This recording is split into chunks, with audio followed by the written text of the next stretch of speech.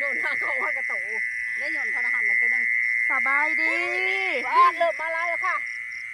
สบายดีตอนค่ำเด้อทุกคนเนาะมื้อนี้เฮาสิพาทุกคนมาไต่เอาแมงอีซอนอยู่สวนมันกำลังมาเลย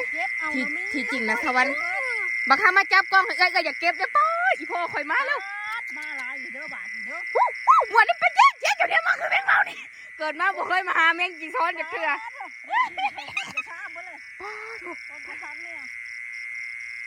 ที่จริงนะซอนมาเปิดไว้ประมาณ10 กว่านาทีแล้วพี่น้องไทยเฮาแล้วก็บ่ฮู้ลำโพงแล้วก็บ่ดังแล้วเมื่อเปลี่ยนเอาลำโพงใหม่มาบัดทีนี้เจ้มันต่ำเฮาตุ้มอยู่เบิ่งได้พี่คอยว่าต้องปิดไฟเนาะต้องตั้งกล้องไว้มันเถอะนะคะตั้งกล้องบ่ได้มาเว้ยใช้ไฟน่ะเปิดที่ห้ามใช้ไฟเปิดให้มันหุ่งดูห้ามเปิดจอลงกระซามนั่นเปิดจอลงกระซามเห็นมั้ยลูกยืนขึ้นบ่ห้ามนะนั่นแหละนั่นกระโดดลงเลยตัวนึงป้าโถเก็บเอาเก็บอีพ่อข่อยอย่าคือแมงเมานี่เลยพี่น้องมาเด้อเก็บแมงอีซอนครั้งแรกม่วนเด้ไปบ่แล้วมันกำลังมาอย่าเหี่ยมหูเด้อสุเจ้ามาลายหักบ่ลงทำ2 ตัวนี่ตัวนึงห้ามนั่นแหละมันบ่ได้ทันเราหยัดมันกัดมันบ่ทันกระซามหน่อยมากระซามนี่ง่ายดอกเก็บใส่ห้วยบ่เคยมาเอาเนาะทันพี่ตัวนึงทันคุกเอามันบ่เฮ็ดน้ำบ่มันขึ้นมาแล้วมันเก็บเอามันจับกล้องให้เอ้ยเนี่ยบางครั้งบ่ต้องเก็บดอกเฮ็ดไข่ก่อนเด้ออุ้ยยังบินมาต่ำเฮาไม่ใช่นั่นแหละย่างป่าหนักตัวใหญ่ลุนอีเมลเราบอกให้โซนมาไต่นี่ห้ามจนไปเสร็จเลยน่ะเจ๊มันลงแล้วนั่นค่ะมันไวเลยนะคุกทันพี่เด้อไฟเด้อยังไฟให้แมงซนนั่นแม่บินอยู่นั่นมันไวพอได้เลยครับหดก้นป้าตัวใหญ่พี่เจ๊ข้างหน้านี่เจ๊มันไวจุกจักไอ้วัดเต็มอยู่นั่นนี่มันขึ้นได้ไว้กระซ้ำนะมันต้องเอากระซ้ำเลดหรือเปล่าวะไปห้าเอาไหมเจ๊บอกเขากำลังม้วนอยู่ไปห้าเอากระซ้ำไหมอันนี้คือวิธีเอาแมงอีซอนของเฮาโดยทุกคนตื่นเต้นอลีเกิดมาบ่เคยเอาข้างก็ลองครั้งแรกเนาะข้างวังหันนั้นได้2 ตัวแล้วค่อยปล่อยมันเพื่อนเขาบอกว่ามันออกลายแล้วค่อยเลยอยากมาไต่ดูเล่นได้ลายเต๋อเลยจ้าเริ่มมาเลยจ้ามันม่วนขนาดบินลกเองแน่เลยก็เก็บน้ำเนาะเขาเห็ดอยู่สวนเขาเองพี่น้องไปไก่ครูน้องจอยเก็บรถห้ำกวดเอารถเบื้องนี้นะมันบินมาเลยเจ๊ผีทางพังเฮานี่เดี๋ยวให้น้องจอยมาเก็บฟังเลยพูดเลี้ยวมันไต่มาหาไฟเฮาบ่หุงเนาะไฟบ่หุงมันบ่มีไฟสิชูงกันแล้วโซลาเซลล์นี่มันตายบ่ในทางเขาประตูนะเข้าไปสิอ๋อมันอำลาไปเจ๊เลี้ยวมันโตหลังกันนะทุกคนดูพี่นี่นั่นโอ้จะจับไปใช่ด้วยลูกปลาว้าวอันนี้ก็ได้ทำไผ่มาเดี๋ยวสิตั้งกล่องไว้นะทุกคนเนาะเคมาทาตั้งกล่องนะลูกนี่ทุกคนว่าสิตั้งกล่องปลาเป็นเดือครั้งแรกที่เขามาเอาแมงอีซอนเนาะม่วนขนาดเลยมาแล้วจักเ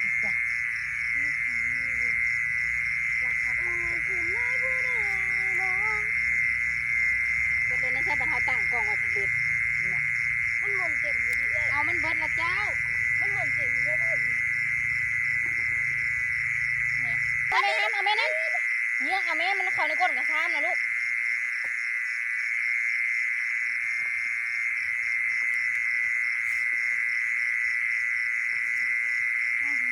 ให้ตัวนี้มันบ่อยากเทียนโอ้ยมันตีกันเลยเนี่ยตัวกระซ้ำคุณบุไรเจ้าครับ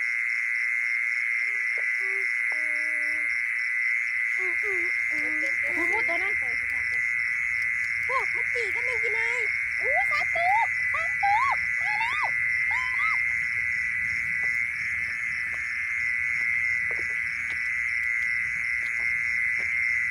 มันเล่นมุดของก้อนกระซ้ำเลย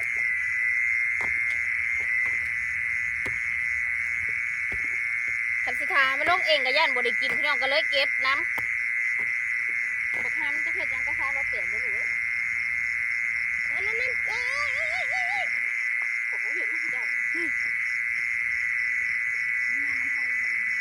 าสิเฮ็ดไผ่สูงๆไว้ให้มันมาแม่โอ้ไล่ขาดโค้งมานำ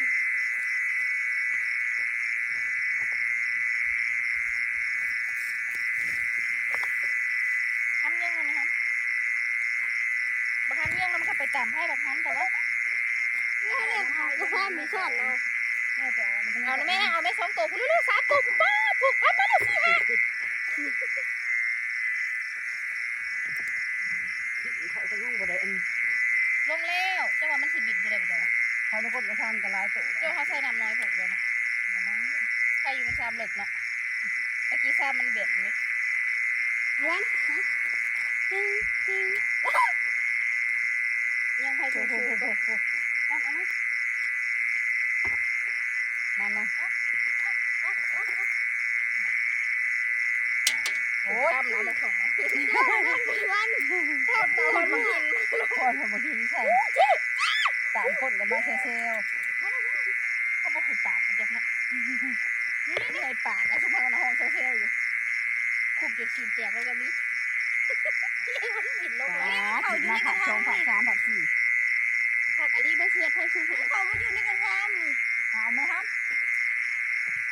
ว่าสิไปหาไต่เขียนพี่น้องเลยมาส่งแมงอีซอนนี่แม่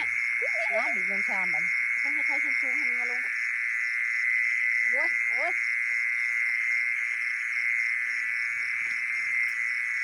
เดี๋ยวลงแล้วกระซ้ำ มากล้องอย่าพุ่น เป็นมันมา แม่วิธีเก็บเขาเอานี่ไปส่วนเอาใช้เก็บไม่กี่ได้เขาน้ำเลย คอยไงไม่ให้ผลิตเป็นไฟ เขาจะอัน นั่นเลยเตรียมข้าวกล้องอยู่ ทำไพ่อันนั้นเอามาที่บอกทำเอาไพ่ตัวนี้ เนี่ยมาพี่มาน้ำไผ่ไหน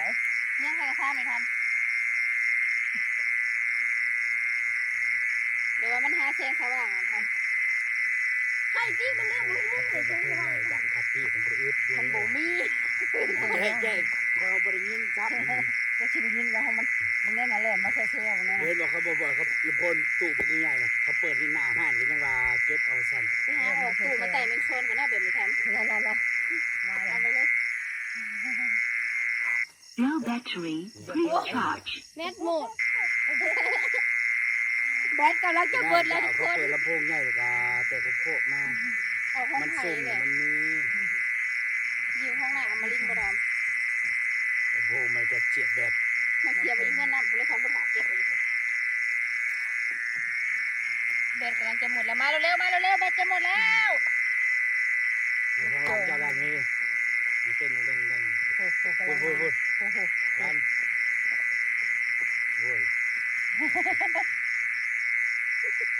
ไปใช่ไปใช่ ลำโพงมันน้อยโพดมันเดินบินเข้าเขาเจ้าสิขุดหลุมแล้วเอาทางนี้ลงไปวางอ่ะพอดีเออ เอากระซ้ำ แล้วเปิดไฟแบบนี้ แล้วก็เปิดแล้วมันก็สิลุมลง นั่นเลยวันนะคะกล้องกันเลย เอาไปให้มันรู้มันเท่าไหร่อย่างเดียวนะคะมิติใหม่ของการใต้ Low battery, please charge. หมดแล้วว้าย ยังตัวได้อีก2 รอบยัง เดี๋ บ่ ยว ติด นี้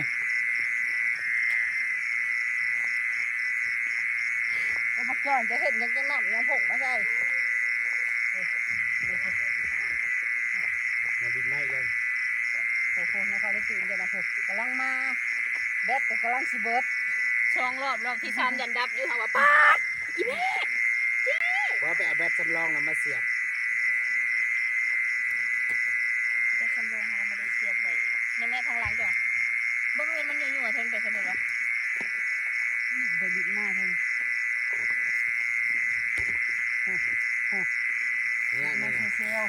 โอ้ยคุบนักประพันธ์ ถ้าลำโพงใหญ่เนี่ยคอซ้ำสีเอา เดี๋ยวนะแม่ตัวหนูทักเอาไหมฮัน อันนี้มันบ่ได้ยินใช่มันดังกันค่อยๆไม่ใช่ ห้อ ละ งซีมอนเด้เนาะทำยืมของไอมอนมาเปิดไอมอนมันดังเลย นี่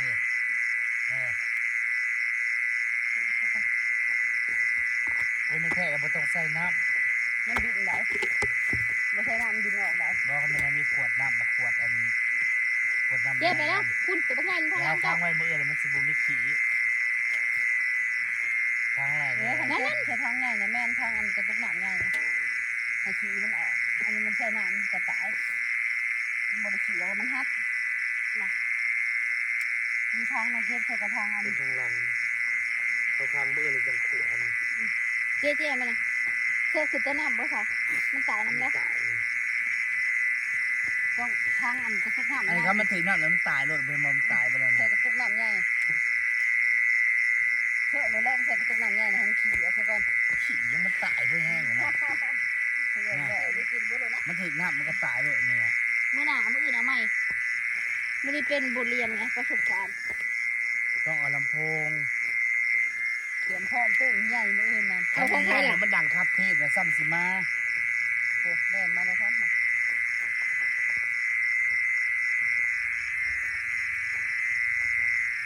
เสร็จเป็นแล้วฝากอะไรพี่น้องมาเด้อหาแมงอีซอนมันควรมาเนาะมันมาแบบเรื่อย มาเรื่อยๆมาเที่ยว ๆนี่เขาคนเดียว ๆโอ้ปลาทุบ มันกระดังแต่ไม่ใกล้ๆเนี่ยถ้ามันดังแง่ๆนะ ดินมาตะไก่เพิ่น ไป ซ้ำ ฮะ สิมา ถ้าไปใส่ตู้อย่างเงี้ยคุณใหญ่มาตอนอื่นทำอันนี้เห็นแล้ว เปิดไปดังคาฟีบ่ ลองเบิ่งปะเนี่ยเลยเอาแม่งซ่อนเลย คอยว่าวุ่นวันนะยันแต่พ่อก่อนนะครับ โอ้ยยังเก็บ เขา บ่ สิให้ระบ้าไปยืมตู้เนี่ยคุณใหญ่กันนะ โคตรเวอร์ว่าแล้วก็ได้ เดี๋ยวจะเอามาลงวัดดอกปะ มันบ่มีตู้เนาะ ในตีนเจ้านั่นในตีนนั่นคุณ มันบ่กัดดิทีเนี้ยลงมาแล้ว มันสิกัดหยังมีแต่ตีนมันน่ะมันยุกมันโยนนี่สิหนัก กิโล โมเมนต์สิกิโล มันงูนะเฮ้ยพูดทางหลังจ้ะมันเห็ดไฟเหมือนทำอย่างนั้นแต่ก็ผู้ชมแหมหูไปจากว่ามันสิดับเลยลำโพงเลย บริดักมัน โถว่าแม่นแมงเมาบาดปุ้ยบวนเลย มึงเนี่ยเราเพิ่งว่างทั้งกลางก่อนอยู่โอ้ย บักฮำนายกตีนเตมันโอ้ยบักฮำเก็บเอาลูก เก็บกลางอากาศเลย เพิ่นน่ะบ่จักศอกบ่จักเข้า เก็บได้ไหมเธอตีนนะ ขาดลูกขาดใหญ่ให้มันดิบมา พี่เจ ดิบไป เบิ่งในพี่แถวพี่น่ะหลายๆมึงเนี่ยอุ้ยกล่องข่อยไม่เห็นอยู่บ่วะอู้ขากอะไร ลำโพงมันดังคอยพวกยวนนี่เด้ทำบังเลื่อนถมนั่น ป้าลายลิเออแม่น แถวนั้นมัน ๆท่านก็ให้มันลงน้องลงเล่นแล้วค่ะท เอาแล้วได้เลย ำลงไปเลยอ่ะ เอาเก็บไว้ เอาอันนั้น เนี่ ตั ยทำบิดมึงว่างอย่างนี้นี่ หัวขี้ม้วเลยตุ้นยับออกลูกบักฮำบ่ฮู้จักแมงซอนน่ะ มันต่ำเลยมันอย่างนี้มึงแน่จะแหกกับมาลายป่ะนี่พี่ แต่มันก็ขาดอย่าเก็บเลยเนาะ บ่เตี้ยแรกๆนะแล้วต้นกะไลคุบจะอยากตายเฮ้ ตัวนึงก็ไรคุบประชัน บัดล่างๆมาเพิ่นว่า ขาดจะเก็บเลย ลำโพงลน มันเสียบไฟตลอด แสดงว่าแบตเบิด แบตมันเสื่อมถ้ามันแบบว่าแบบข้างหน้ามันเลยแบบว่ามันแข็งได้มันต้องเสียงไฟฟ้า แบตมันเสื่อม เฮ้ยมันขอกระทะมั้ยไว้หน้ามัน เริ่มร้ายเลยได้เริ่มขาดเช็คเลยได้แบบปลาไทยเสีย ข้างล่างว่าแบตตีนเจ้านะ มันอยู่แค่ตีนก็ติดใต้ชาใต้แข้งใช่ มาแล้วเก็บพี่แถวนี้3-4ตัว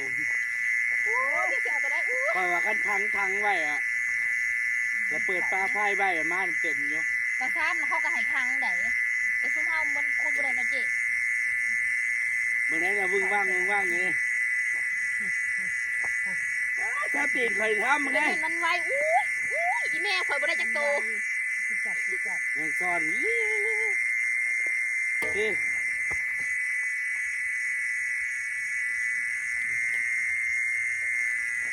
ปวดเข็มเลยจัง ผมบ่นโทษพ่อ โอ้เอาไปดีกว่าเจ๊ทางหลังจ้ะนะ อยากไม่อยากเลิกทานเก็บเลย เมื่อไหร่ว่างพี่ มันมาแล้วฮูเจ๊ทางหลังจะไปตุ๋ยไงทำมันมีหอนเสียงเลยแบบนี้นะ พี่ท่าน มันกลับมาจะแถวให้ใกล้อีกแล้วคันละโพงใหญ่มาเบิดทุกที่ มาอูดเอาให้มันเบิดบ่น้ำจังบ่หย่อนมันคือดินแล้ว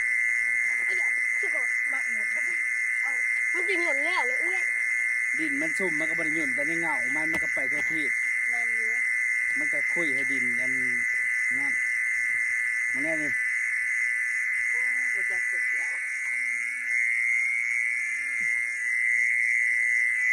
เดี๋ยวมาลุ้น เอา กัน ข นะ ยะ คะ นี่มันก็เตือนไปเถอะ เดี๋ยวมาลุ้นกันตอนจบ น้ำไข่มา เอาแล้วนะคะทุกคน อยากบอกว่าตอนนี้เฮาสิมาสะเลาแมงซอนให้เบิ่งเด้อทุกคนเด้อ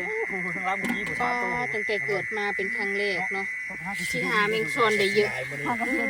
ได้หลาย เรียบร้อยมา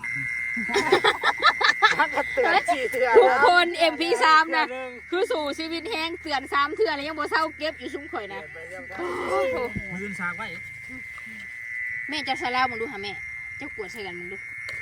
ได้หลายจริงทุกคนรอบแรกซอนมาไต่น่ะได้2ตัวคนเลยปล่อยมันไป โอ้โหธรรมดาเลยครับ โอ้โถอีโพข่อย ประตูใหญ่ใช่เนาะ ตัวใหญ่ๆม่วนอะลีนี่ค่ะ นี่ก็สากของไพ่ไว้โลดบัด โอ้ นี้ โหมืออื่นมาอีกเด้อนี่นะ แม่คุณนะ รอบแรกม่วนกุบค่ะอีโพน่ะมาล้างหมูม่วนแล้วเพิ่นบอกได้หมดก็สุดเจ้าลายแท้ลายว่าเนาะมือแรกคือประสบผลสำเร็จจะแม่นมันม่วนคักม่วนจนเมื่อยอ่ะเบิ่งมีแต่ตัวใหญ่ปู้เจอ่อนช้อนบ่สมโพเขาอันเอามาขายเนาะ20 บาทบักหลายๆหนึงคักอะลีนี่ค่ะม่วนประสบผลสำเร็จนะคะ แมงอีซอนสวนเฮามีแล้วไม่ต้อง อาจจะ ซื้อ เป็นครั้งแรกแค่จริงมันมีมานานแล้ว ครั้งแรกในชีวิต เออ ก่อนก็บอกคิดว่ามันสิมีปานนี้เลย เออ เห็นที่เขาบอกว่าสวนเขามีบ่มีคิดว่าสวนเขาคือสิบ่มีอย่างนี้นะอาจสิมีแค่ด้ามโต เฮาน่ะอยากเฮ็ดมาแต่โดด เดี๋ยวมัน แล้ว มีมานานแล้วแต่ว่าหาบ่เป็น เอออยากเฮ็ดแต่โดดแล้วก็สิลงมือเฮ็ดอีหลีเคทุกคนเนาะพอกันมื้อหน้าเด้อจ้าสบายดี บ่เกินมื้ออื่นได้มื้อได้มาอีก มาอีกนะคะมื้ออื่นมันม่วนกว่าหาเขียดอีกเนาะเปิดเสียงแล้วมันมาโลดเฮ้ย บอกครั้งแรกเขาตื่นเต้น มันเป็นอีหยังใหม่ๆเด้เฮาก็เลยคัก